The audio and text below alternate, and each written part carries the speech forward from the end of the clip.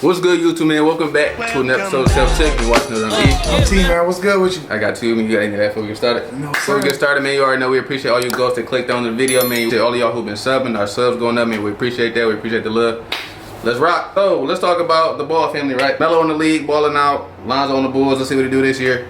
Let's see Jello, right? I feel like people gotta kind of look at him not like LaMelo and Lonzo, because like LaMelo and Lonzo are point guards. Jello is not a point guard, so I feel like it's hard to kind of compare them to him. I mean, obviously that's kind of like the easy thing to do because they brothers, but more than likely Jello gonna be off the ball.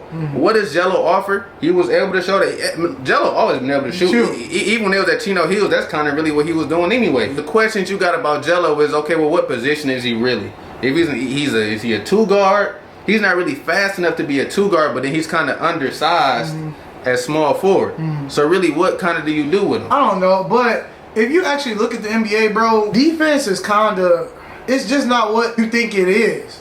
So like, I know you're saying he's too slow to be a two, but he can guard a two because he big. Not big as in overweight, he just like ripped. No, he didn't got ripped, so it's like, I don't know. I think that his width and with his size, he can guard some twos. I don't think that he clamping nobody up. And with the threes, he got the size. And I think he a little faster. He may be a little undersized, but that is what it is. It come with the game. He young. To the table is that he can shoot. He, like you said, he always been able to shoot.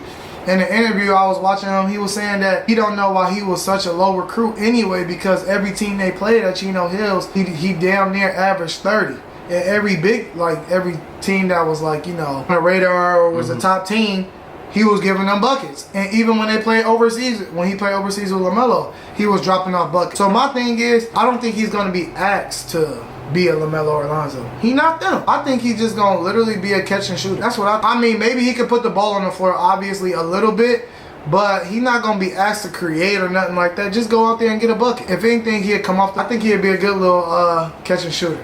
I agree with that. I mean, like I was saying, like I feel like if you just don't compare him to his brothers, because you might be like, oh well, he ain't really got a handle like that. He's not really like a floor general or nothing like that. Well, okay, that's never been him. Right. Kind of just look at what, like, don't focus on his negatives. Focus on what he can bring to your team. Right. To me, really, defense is about effort, for real. So if he puts in the effort, I think he could be a little bit of a better defender. Right. I don't think he's gonna be no lockdown defender, but like if he's out there like getting like real minutes for real, and he trying to stay on the floor, I'm pretty sure he would put in an effort on defense to kind of keep his minutes. Right. As he should. So if you just focus on him kind of being like off the ball player, I guess, being the shooter, then okay, then yeah, you got something.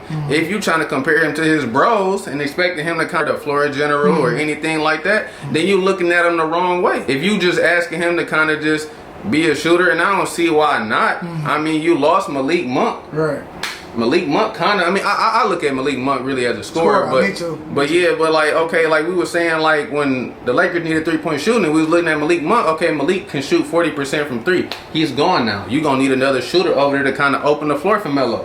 Why not bring in Jello? Two, and it's his brother. He don't want to. They didn't already say, man. He didn't already say in the interview I watched, where else would I want to play with other than besides one of my brothers or both? And I think that's good for LaMelo that he didn't already got used to the league and how should it go. Now he get to play with his brother who he been playing with his whole life. You know what I'm saying? I'm pretty sure too off season that they've been putting in work together as well. So I think that's gonna be a good little combination. I'm excited to see Melo, and that's how I look at it. I think it's gonna be a good fit because he a little bit more comfortable than who he's playing with, and that's how I look at that. The last thing I'm gonna add into this, really, I feel like, okay, now then again, people are gonna be like, okay, well, you asking us to kind of bring him in and play up against the pros when he was kind of doing this against like summer league dudes. Right. But if you don't give him the chance, then you don't really know. Right. So I feel like why not give him the chance? Let him kind of play the first little couple games in the season. Right. See what he really do. If it work out, it work out. Okay, then we got all the ball bros in the league. If it don't, send him to the G League and then let him kind of get a little bit more experience under his belt, and then call him back up later in the season. Right. But I mean, why not take the chance? He showed he can play on this level, so why not? And to me, he is one of the best players. I think they have one more other player who's pretty good, but other than that, on the summer league team, you talking about my man that they drafted, the real skinny dude? Yeah. Okay. He's a monster. Him and Jello, the best players I've seen out there. So I don't understand why they wouldn't give him a 2-way deal. At least, you know what I'm saying? So I mean, that's just how I feel. I think Jello I'm hoping for him to succeed in the NBA.